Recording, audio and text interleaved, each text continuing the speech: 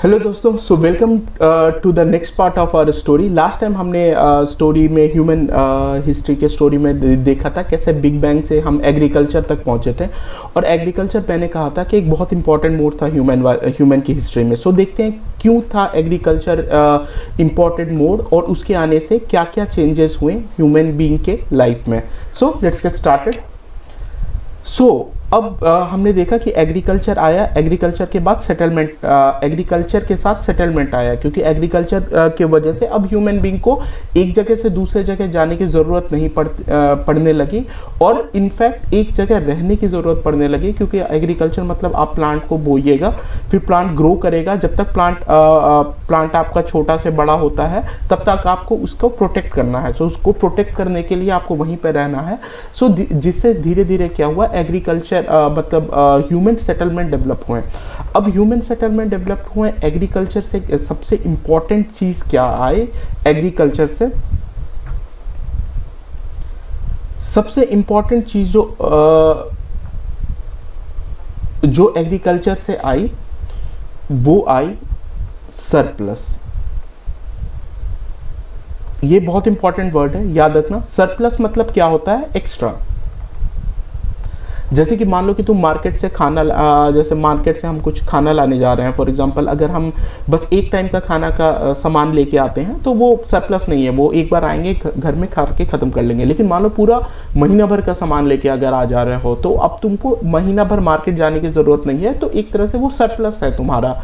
तो अब human being में क्या हुआ कि surplus food produce, surplus basically surplus in the term of food produce करने लगा। और in fact food was the one of the most important source thing जो कि सर्वाइवल के लिए इंपॉर्टेंट होता है। ठीक है, फूड सबसे इंपॉर्टेंट सोर्स है सर्वाइवल के लिए। वन ऑफ द रीज़न कोई भी जानवर एक्सटिंक्ट हो जाता है अगर उसको कोई वैसे डिजास्टर्स क्लाइमेट चेंज नहीं हुआ या कुछ और नहीं हुआ, वो है कि उसके फूड के सोर्सेज धीरे धीरे कम हो जाते हैं। सो फूड एक बहुत इंपॉर्टेंट चीज़ होता है सर्वाइवल के लिए। तो अब फूड सरप्लस हो गई तो मतलब सरप्लस और सेटलमेंट के वजह से क्या हुआ कि बहुत सारे लोग एक साथ रहने लगे बिकॉज ऑफ द रीजन। क्योंकि देखो पहले भी ह्यूमन बीइंग ग्रुप्स में रहते थे, बट अगेन चूंकि सर्वाइवल एक जगह से दूसरे जगह माइग्रेट करते रहते थे, केव्स में रहते थे, बट चूंकि सर्वाइवल नहीं चांसेस कम थे, तो जो ह्यूमन ग्रुप थे वो स्मॉल हुआ करती थी। लेकिन अब एग्रीकल्चर के बाद चूंकि सर्वाइवल के चांसेस बढ़ गए, तो अब जो ह्यूमन के ग्रुप्स हो गए वो धीरे धीरे लार्ज होने लगे। ठीक है, अब यहाँ पे ह्यूमन ग्रुप सरप्लस की वजह से एक तो ह्यूमन ग्रुप लार्ज होने लगे ज़्यादा, सो प्लस लार्ज होने लगे।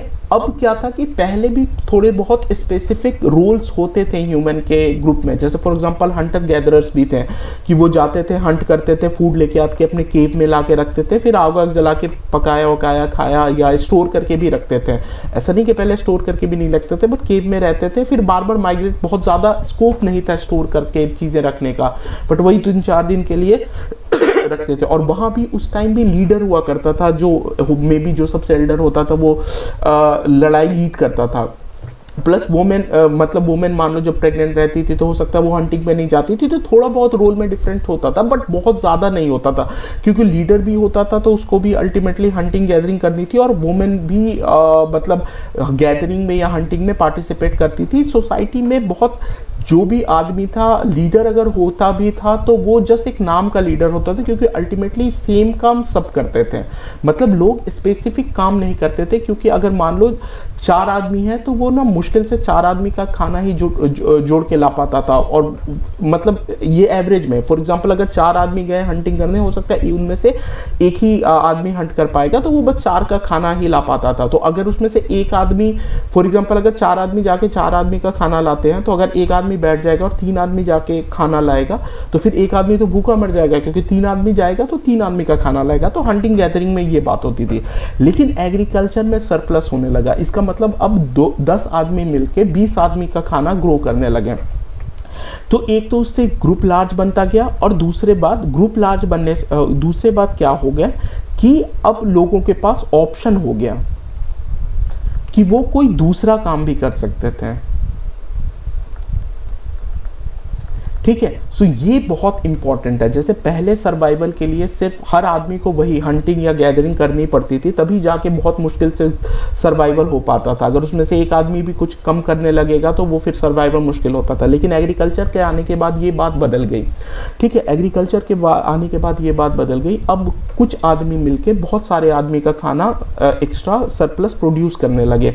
उसके अलावा जानवर को डोमेस्टिकेट ऑलरेडी कर रखे थे। तो अब सरप्लस से क्या हुआ कि ग्रुप लार्ज होता गया, ठीक है। लार्ज ग्रुप मतलब ह्यूमन पॉपुलेशन बढ़ती गई और अब ऑप्शंस हो गए अदर थिंग के लिए। तो अब यहाँ पे चीज़ें डिफ्रेंशिएट होने लगी ह्यूमन बीइंग में रोल्स, ठीक है। तो अब इसके वजह से फिर इस सरप्लस के वजह से ही अब फर्दर क्या हुआ, रोल डिफरेंट हो गया। क्योंकि अब जैसे कि घर हो गया तो वुमेन को बोल दिया कि तुम घर में अपना घर वर का काम करो, यहाँ पे जो जो मैं सामान दूंगा उसको फटकने वटकने का, जाके खेत वेत जोतना वो मेल करने लगा या हंटिंग गैदरिंग मेल करने लगा। और उसके बाद मेल में भी धीरे धीरे कुछ लीडर डेवलप हो गए, जो कि अब उनको जैसे लीडर अगर कोई होगा अब उनको चीजें मैनेज करना पड़ेगा। क्योंकि देखो एक बार जब ग्रुप लार्ज हो गया तो अब इस ग्रुप के लार्ज को मैनेज करने के लिए कोई आदमी चाहिए। तो देखो डेमोक्रेसी अच्छी बात है, डेमोक्रेसी अच्छी बात है, बट डेमोक्रेसी याद रखना कि डेमोक्रेसी से कोई एक डिसीजन कंसेंसस से लेना बहुत मुश्किल हो जाता है। क्योंकि अगर डेमोक्रेसी से अगर डिसीजन लेने लगोगे तो उसमें टाइम लगता है, ठीक है। फॉर एग्जाम्पल तुम बोलोगे फिर किसी और को कन्विंस करेंगे, तो कोई ये होता है कि डेमोक्रेटिकली कोई एक बंदे को, और हर डिसीजन के लिए अगर हर आदमी इन्वॉल्व होगा तो अगेन डिसीजन लेट होगा। तो बेस्ट वे रहता है कि एक आदमी चुन लो कि ये डिसीजन लेगा, ये जो बात कहेगा वो सब मानेंगे। तो धीरे धीरे एग्रीकल्चर के वजह से सेटलमेंट हुई, एग्रीकल्चर के वजह से सरप्लस हुआ, सरप्लस के वजह से पॉपुलेशन बढ़ा, पॉपुलेशन बढ़ने के वजह से अब लोग दूसरी चीज़ें करने लगे। तो अब दूसरी चीज़ें करने लगे, हो सकता है कोई व्हील बनाने लगा होगा, कोई हल बनाने लगा होगा, ठीक है। कोई मतलब अलग कोई कपड़ा बनाने लगा होगा, ठीक है। और इन लोगों के खाना का इंतज़ाम मतलब इन लोग के खाने का इंतज़ाम तुम्हारे फार्मर्स कर देते थे, ठीक है। और फार्मर के व्हील्स का, हल का और क्लोथ का इंतजाम ये कर देते थे। तो अब तुम्हारी सोसाइटी टेक्निकली थोड़ी सी कॉम्प्लेक्स और इंटर रिलेटेड होने लगी, जिसमें अलग अलग आदमी अलग अलग काम करने लगा। और जब सोसाइटी कॉम्प्लेक्स हो गई तो इसको मैनेज करने के लिए ज़रूरत पड़ी लीडर की, और उसी तरह से फिर लीडर का जन्म होता है, ठीक है।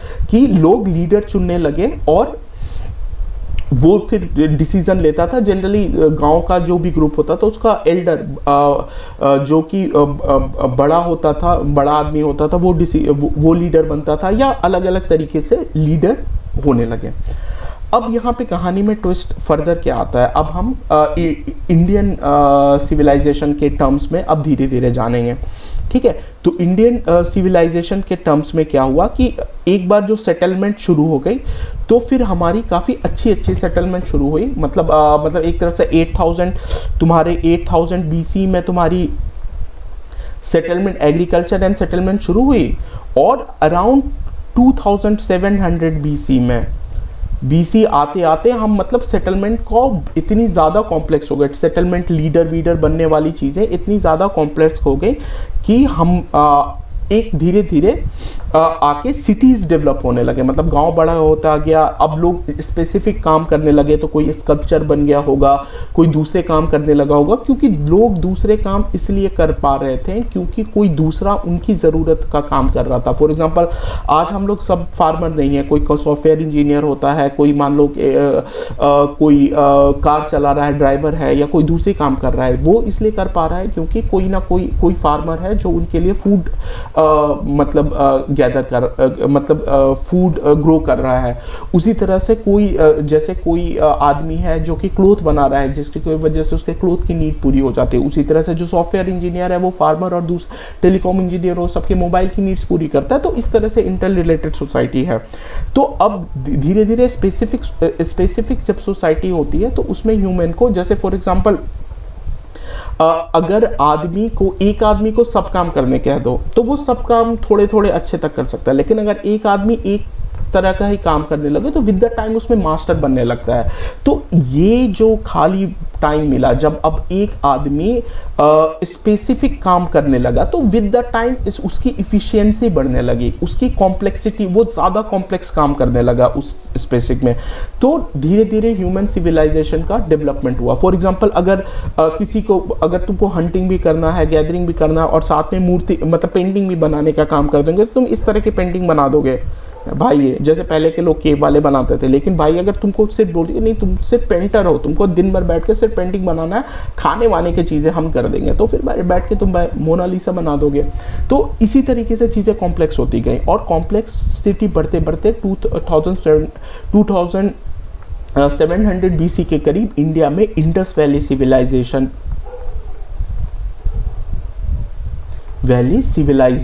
आया, जो कि हमारे लिए एक बहुत प्राउड मोमेंट वाली बात है। ये एक बहुत बड़ा शहर था एक तरह से, group of, we will study about it. तो इंडस वैली सिविलाइजेशन इंडिया में डेवलप हुआ।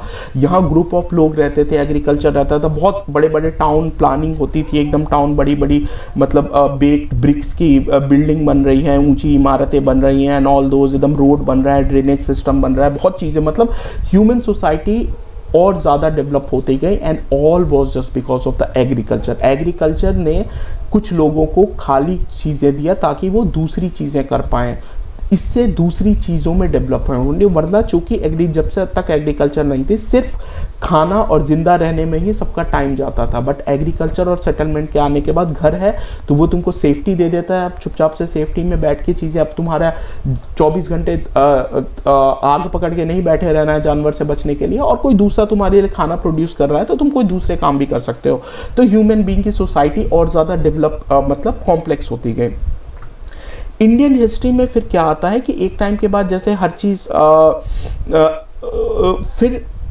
फिर with the time human Indus Valley civilization एक टाइम आया, मतलब 2700 BC में शुरू हुई और अराउंड 1750 BC आते आते ये ऑलमोस्ट ख़त्म हो गई। उसके बाद नॉर्मली सिविलाइजेशन ख़त्म हो गया, लेकिन जो ह्यूमन सेटलमेंट है वो हर जगह चलता गया। वही गांव होगा, छोटा छोटा सेटलमेंट होगा और एग्रीकल्चर, ये धीरे धीरे मतलब चीज़ें चल रही थी। उसी तरह वर्ल्ड में दूसरे तरह भी मतलब कहीं पे सेटलमेंट अब हर जगह होने लगे, human being as a settle और एग्रीकल्चर करने लगा। लेकिन अभी भी कुछ ह्यूमन बीइंग्स थे जो पास्ट की चीज़ें फॉलो करते थे, तो हर चीज़ पैरेलल में चलता है। ऐसा नहीं हुआ कि बंदर से ह्यूमन बीइंग डेवलप हो गए तो बंदर खत्म हो गया, नहीं, हर चीज़ पैरेलल में चलता है। उसी तरह से आज भी हंटर और गैदरर्स हैं आज भी, और कोई अच्छा या बुरा नहीं है, मतलब सब जो भी जिंदा है मतलब वो अच्छा है। आज भी अगर ट्राइबल्स अंडमान निकोबार के जिंदा है तो इसका मतलब वो बहुत हाईली कॉम्प्लेक्स और नॉलेजेबल है, तभी वो सर्वाइव कर पाए इतने हजारों साल तक। तो किसी भी स्पीशीज का अच्छा होना देखो कि अगर वो एक्सटिंक्ट हो चुका है तो वो शायद अच्छा नहीं था, अगर वो आज भी है तो मतलब वो अच्छा था। चाहे वो कितनी भी प्रिमिटिव ट्राइब हो, अगर वो जिंदा है, वो है, एक्सटिंक्ट नहीं हुई है, अपने तौर तरीके से वो सर्वाइव कर पा रही हैं, मतलब उनका तौर तरीका ठीक है, मतलब उसको छोटा या बड़ा कहने की ज़रूरत नहीं है। ठीक है, तो 1750 BC आते आते मतलब इंडस वैली सिविलाइजेशन खत्म हो गया, बट कॉम्प्लेक्स सेटलमेंट चलता रहा, लोग एग्रीकल्चर करते गए, चीज़ें करते गए। और उसके बाद जो एक बड़ा चेंज आया, ज़्यादातर लोग यहाँ पे अब अगर बड़ी शहर नहीं थी तो अब धीरे धीरे ग्रुप्स पीपल की एरिया, मतलब अपनी ग्रुप ऑफ पीपल की अपनी लोगों ने आइडेंटिटी डेवलप कर ली, जो कि ट्राइबल आइडेंटिटी था। आज भी बहुत सारे ट्राइबल हैं और उस टाइम टेक्निकली जो सोसाइटी थी इंडस वैली सिविलाइजेशन के बाद वो बहुत सारे ट्राइब्स थे। ठीक है, वो डेवलप हो गया कि मतलब एक एरिया में जो ग्रुप ऑफ पीपल रहते थे वो अपने आप को, उनका डिस्टिंक्ट लैंग्वेज या कल्चर डेवलप हो गया, वो अपने आप को एक ट्राइब्स कहते थे, ट्राइब कहते थे। यानी कि फिर धीरे धीरे ट्राइबल्स डेवलप हो गए। ठीक है, अब आता है चीज़ें इसके बाद हिस्ट्री में सबसे बड़ा चेंज आता है अराउंड 1000 तुम्हारा 1000 BC। ठीक है, 1000 BCE बिफोर कॉमन एरा। ये बेसिकली जीसस के बर्थ से, यानी आज से 3000 साल पहले, जब आता है आयरन। अब आयरन के बाद से चीज़ें और ज़्यादा कॉम्प्लिकेटेड होती जाती हैं। आयरन की चीज़ें से क्या हुआ है कि अब एग्रीकल्चर और इफिशिएंट हो गया, मतलब एग्रीकल्चर के प्रोड्यूस बढ़ गया। ठीक है, कैसे बढ़ गया? अब मतलब मान लो पहले लकड़ी के हल से जोतोगे तो वो ज़्यादा इफेक्टिव नहीं होता है, अब हल में तुम आयरन टिप यूज़ कर देते हो। अब आयरन के टूल्स को यूज़ करके तुम ट्रीज़ को ईजिली कट कर दोगे, तो अब ज़्यादा बड़ा एरिया एग्रीकल्चर में आ गया, तो मतलब ज़्यादा फूड ग्रो करने लगेंगे। अब यहाँ पे लेकिन अब फर्दर, जो कि पहले भी था, लेकिन अब आयरन के बाद आने से क्या हुआ कि कॉम्प्लेक्सिटी, अब ह्यूमन, जो अब हमने पहले ट्राइब्स देखे थे, डिफरेंट ट्राइब्स थे, अब आयरन के बाद से क्या आया कि ये ट्राइब्स धीरे धीरे ग्रो करने लगे, तो अब इनमें कॉन्फ्लिक्ट होने लगा। पहले भी कॉन्फ्लिक्ट होता था, बट विद आयरन के बाद से चीज़ें और ज़्यादा बढ़ गई। अब मतलब तलवार लेके सही में गर्दन उड़ाया जा सकता था, तो धीरे धीरे कॉन्फ्लिक्ट बढ़ता गया।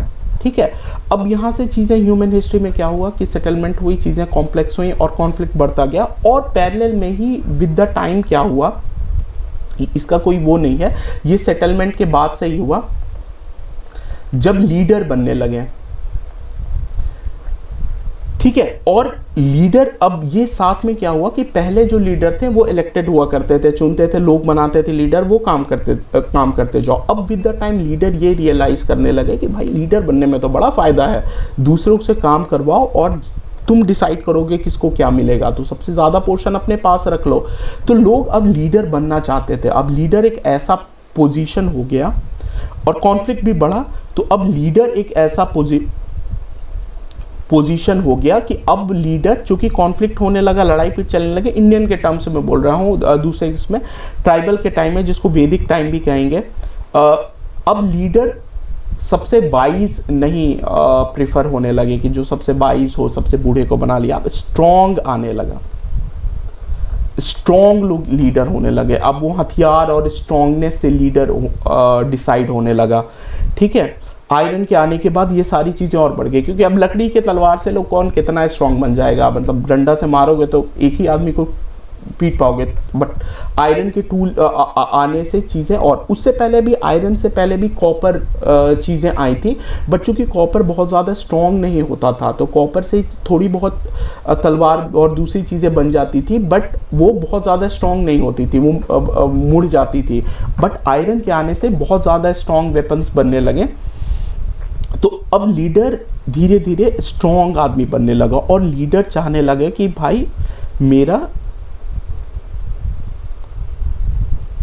जो लीडरशिप हो वो हेरिडेटरी हो जाए, मतलब मैं लीडर हूं तो मेरा फायदा, या सबको अपना बच्चा अच्छा लगता है, चाहता है कि अपने बच्चों का फ्यूचर सिक्योर करे, तो लीडर अब धीरे धीरे चाहने लगे कि भाई अब मेरा बच्चा मतलब लीडर बन जाए। तो पहले जो इलेक्टेड लीडर थे, विद द टाइम ऐसा होता गया कि वो लीडर अब हेरिडेटरी बन गया, कि मतलब राजा का बेटा ही राजा बनेगा, वो नहीं जो सबसे योग्य है वो राजा नहीं बनेगा, अब राजा का बेटा ही राजा बनेगा। और प्लस बहुत सारे लोग जो राजा के आसपास रहते थे, जिनको राजा के राजा होने से फ़ायदा होने लगा, तो वो सारे लोग सब, एक तो तुम्हारा धीरे धीरे विद द टाइम किंग बनने लगा आदमी, और दूसरे बहुत सारे नोबल्स बनने लगे। नोबल्स हम वो मान के चलते हैं जैसे प्रीस्ट हो गए या दूसरे हो गए, जो कि नोबल्स मतलब आम जनता से ऊपर हैं, और ये लोग राज करते थे मिलके पीजेंट्स पे। सो आम जनता से ऊपर होते थे, मतलब ये आम जनता से ऊपर होते थे। तो अब बेसिकली ये चाहते थे कि भाई किंग बने रहे, क्योंकि किंग से इनकी साठगांठ रहती थी, और ये फिर हेल्प करने लगे किंग को परमानेंटली किंग बनने में। तो धीरे धीरे एक डिवाइड आता गया जो नोबल और आम जनता के बीच में आ गया। अब इसमें नोबल्स में बीच में कोई एम्बिशियस बंदा होता था, वो चाहता था कि मैं किंग बन जाऊं, लेकिन मोटा मोटी जो सोसाइटी का स्ट्रक्चर था, अब एग्रीकल्चर आने के बाद स्टोरी कैसे फास्ट हुई, एग्रीकल्चर आने के बाद सेटलमेंट के बाद तुम्हारा सरप्लस हुआ, सरप्लस के बाद अब ज़्यादा पॉपुलेशन हो गया, कुछ आदमी खाली बैठने लगे, यानी कि अब वो दूसरा काम स्पेसिफिक करने लगे, जिसके वजह से सोसाइटी डेवलप हुई, चीज़ें और कॉम्प्लेक्स होती गई। उसके वजह से सेटलमेंट्स बने इंडिया में, जैसे कि कुछ कुछ सेटलमेंट बहुत ज़्यादा बढ़ गए तो वो बड़े सेटलमेंट हो गए। जैसे इंडिया में इंडस वैली सिविलाइजेशन था, उनको सेटलमेंट ना कह के सिविलाइजेशन ही का स्टेटस दे दिया गया। But apart from that most of the part में सेटलमेंट्स थे, ग्रुप ऑफ पीपल थे, ग्रुप ऑफ पीपल खुद को ट्राइबल मान के चलते थे, एक तरह से उनकी ट्राइबल आइडेंटिटी थी। ट्राइबल आइडेंटिटी बेसिकली होती है जब सब लोग आपस में कोई ना कोई ब्लड रिलेशन ही होता है, सब हमेशा से साथ रह रहे हैं, तो एक पर्सनल सा रिलेशन होता है सब में, मतलब किनशिप वाला रिलेशन होता है। जैसे तुम्हारे रिश्तेदार हैं ना, अगर मान लो किसी के सारे रिश्तेदार एक एरिया में रहने लगे तो एक ट्राइबल ग्रुप हो जाएगा। तो इस तरह के प्रिमिटिव शुरू के ट्राइबल्स होते थे, जो कि मतलब सब लोग एक दूसरे को जानते थे। लेकिन विद द टाइम क्या हुआ, जब से आयरन आया, फर्दर एग्रीकल्चर बढ़ा, फर्दर पॉपुलेशन बढ़ा। अब क्या हुआ कि एग्रीकल्चर बढ़ा, अब ज़मीन चाहिए लोगों को ज़्यादा एग्रीकल्चर करने के लिए, फिर कॉन्फ्लिक्ट होने लगा तो जो लीडर की पोजीशन थी वो स्ट्रांग बन गई। अब लीडर की पोजीशन स्ट्रांग बन गई और कुछ लोग थे जो लीडर के आसपास थे वो नोबल बन गए। तो लीडर की पोजीशन देखो, जब तक लीडर की पोजीशन वीक थी, आम आदमी में था, वो बहुत चीज़ें नहीं ले सकता था डिसीजन। लेकिन जब वो स्ट्रांग बन गया पोजीशन, अब स्ट्रांग बंदा लीडर बनने लगा, तो फिर वो अपने हिसाब से डिसीजन लेने लगा। विद द टाइम उसने क्या किया, बोला कि अब से लीडर की पोजीशन वो हेरिडिटी होगी, मतलब हेरिडेटरी होगी, मतलब अब वंश वाला चीज चलेगा, मेरा बेटा ही राजा बनेगा, अब उसका बेटा ही राजा बनेगा। और जो नोबल्स थे ये इस बात पे सपोर्ट करते थे, क्योंकि पीजेंट्स ऑलरेडी वीक हो रखे थे, क्योंकि पीजेंट से ही सारे पैसे चूस के ये दोनों स्ट्रांग हो रखे थे, तो वीक लोग क्या करेगा, तो मानना पड़ता था उनको। तो विद द टाइम क्या हुआ, आयरन के आने के बाद से एक टाइम ऐसा आया जब हमारी सोसाइटी इस तरह के पार्ट में बन गई। यानी कि एक ये ऊपर वाला पार्ट था, एक अपर पार्ट था जिसमें हमारे किंग हुआ करते थे, किंग के नीचे इनके भाई बंधु लोकल लोग थे जिनको हम नोबल कह लेते हैं। ठीक है, जैसे हिंदू वाली सोसाइटी में किंग हो गया, यहाँ पे प्रीस्ट जो ब्राह्मण्स थे उनको नोबल मान लेते हैं। और ये लोग मिलके, अभी स्पेसिफिक में नहीं जानते हैं, अभी यही मान के चलो एक किंग होगा, उसके जो भाई बंधु होंगे वो नोबल होंगे, और ये लोग सारा मतलब जो भी चीज़ होती थी वो रखते थे। और नीचे वाले जो लोग थे वो पीजेंट्स, ये आम आदमी हो गए। तो बेसिकली आम आदमी एग्रीकल्चर करता था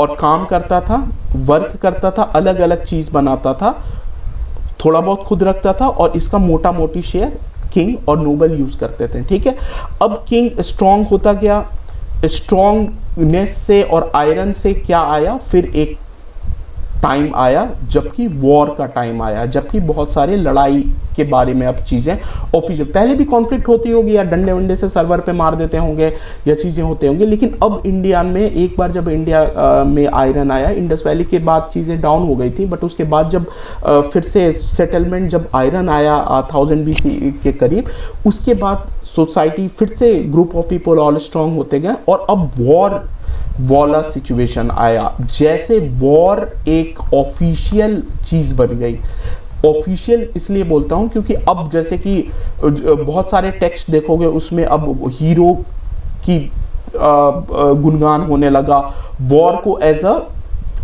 टूल यूज किया गया और ज़्यादा रिसोर्सेस लेने के लिए, मतलब दूसरे का एरिया हड़पने के लिए, दूसरे के लोग हड़पने के लिए, दूसरे के एनिमल कैटल हड़पने के लिए। अब वॉर एज अ टूल हो गया। पहले टूल से चीज़ें प्रोड्यूस करते थे, अब वॉर से भी चीज़ें प्रोड्यूस होने लगी और ये हायरार्कियल स्ट्रक्चर बन गया कि जिसमें ऊपर किंग रहता था, उसके लॉन्डे रहते थे अपने, जिनको नोबल्स कहते थे, वो लोग जो जिनके किंग के होने की वजह से उनकी ज़िंदगी अच्छी चलने लगी, और नीचे वाले पीजेंट्स बेचारे वही अपने काम करते थे दिन भर, और इनकी लाइफ बेसिकली स्टैटिक रहती थी।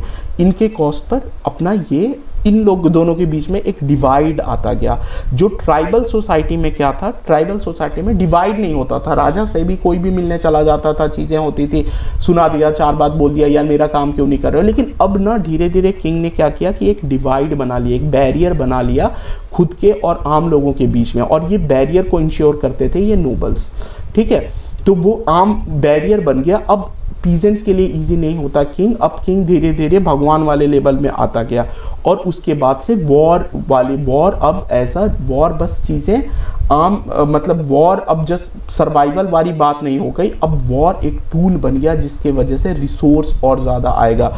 यानी कि वॉर एक टूल बन गया रिसोर्स के लिए, और रिसोर्स क्या, मोर लैंड, मोर एनिमल्स और मोर पीपल।